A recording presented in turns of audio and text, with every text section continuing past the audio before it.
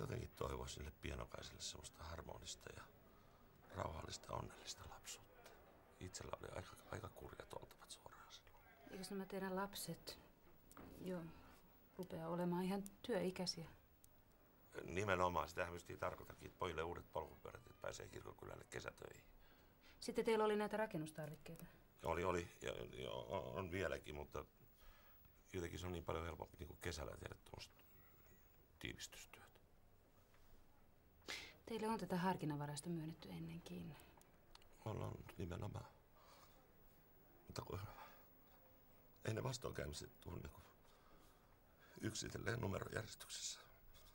Sitä on koko ajan semmoinen pelko, että ajautuu semmoisiin kierteisiin. Eikä ne juomalla oikene? Ei kun pahemmaksi mutkalle menee. Anteeksi.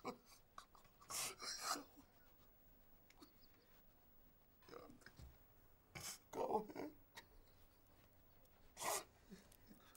No, hyvä on. Mutta meiltä tulee sitten tarkastaja, joka tulee katsomaan, että ne tiivistystyöt on kanssa tehty.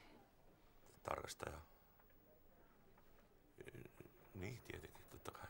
Se on selvä. Huomasin, että neiti odottaa pienokaista. Monen